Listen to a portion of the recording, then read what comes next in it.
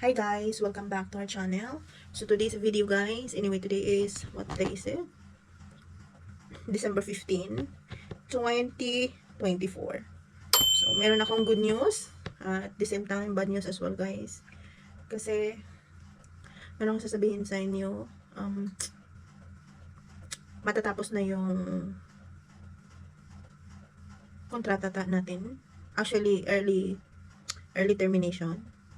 Pero hindi ako yung nag-terminate guys ha. Hindi naman sinabi din ng amo ko na that is the bad news, the bad side of the news. Kasi yung kwento ko sa inyo na yung shop namin, sila yung may-ari ng building na yan.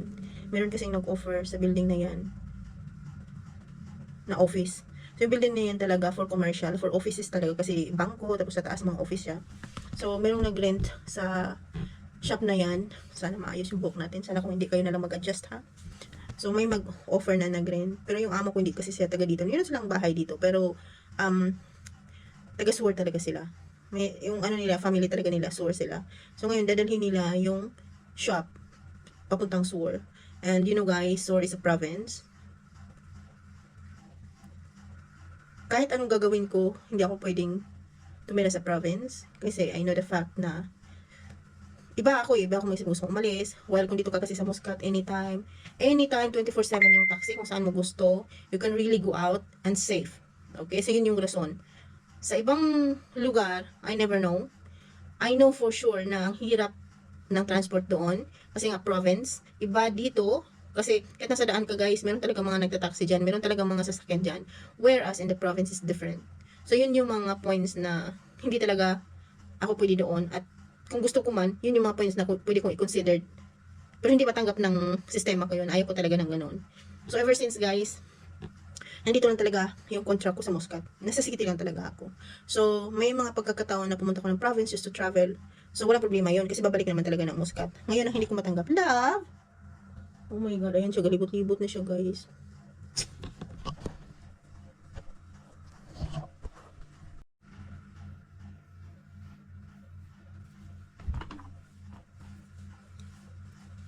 So yun guys, babalik tayo. Yan yung mga consider na dapat kong alamin kung kaya ko bang pumunta doon. Hindi guys, ayaw ko talagang pumunta na kahit saan na province dito sa Muscat because I know very well nang hirap ng transpo. Such a boring life, alam mo yun. So, nagdesisyon yung amo ko na syempre, hindi naman ako sasama. At yung kontra ko kasi talaga, nandito lang sa Muscat. Bakit ako dadalhin sa ibang lugar? So, yun yung hindi namin napagkasundoan. So, sinabihan ko yung amo ko na hindi, uwi ako. Tapos, meron kasi akong round trip ticket na hindi nila binigay sa akin nung first contract ko na natapos ko. So, yun yung mga bagay na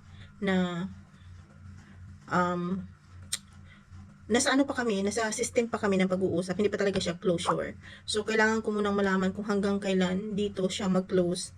Kasi, dun ko ipapasok kung kailan ako babalik ng Pilipinas. Anyway, guys, I have decided to go back to the Philippines. Kasi, guys, 13 years na ako nandito sa Muscat at wala talaga akong uwi-uwi. So, it's about time na kailangan ko na talagang umalis.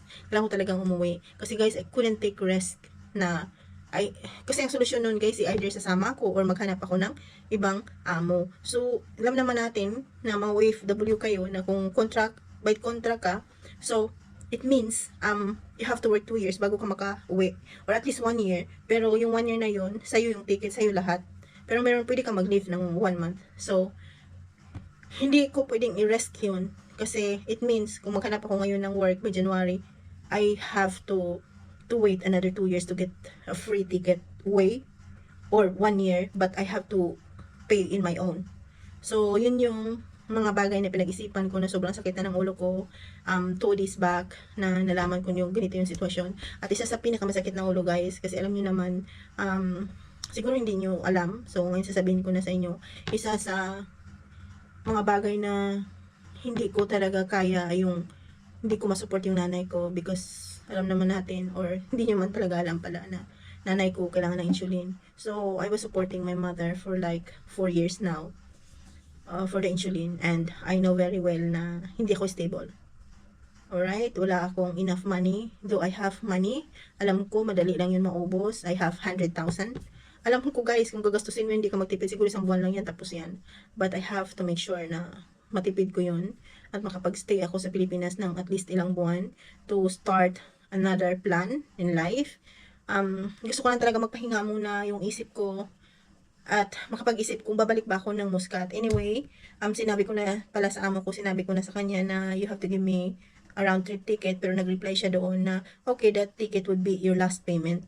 So hindi pa kami talaga nagkakasundo kasi why she wanted to give me as last payment. Yung ticket na yun, that was my ticket 2 years back.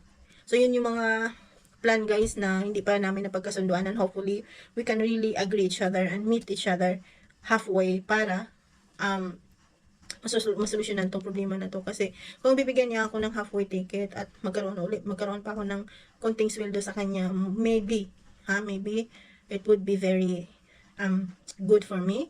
And second na problema ko yung pusa ko. Alam naman natin na napakamahal po mag-export pupuntang Pilipinas, but I'm trying my best that Leo will be with me. Ayan o.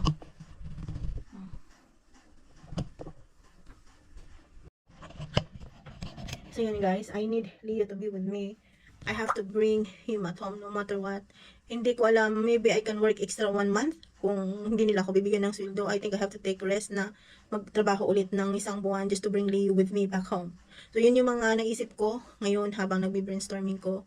Ang sakit ng ulo ko, as in, sumasakit yung bato ko, as in, kasi hindi pa talaga kami nagkasundo ng amo ko kung ano ba talagang mangyayari, kasi gusto kong malaman magkano ba yung bigay nila sa akin. Kasi first of all, they're the one who is breaking the contract, and maybe tomorrow, pupunta ako ng Sanad at mag-ask ako ng help kung paano itong problema na to. Meron ba akong rights? Gusto kong malaman yung rights ko para matapos na lahat ng problema na to. Sana naman, kasi sobrang bait ng amo ko, wala akong problema sa kanila. Problema lang kasi talaga sa shop dyan.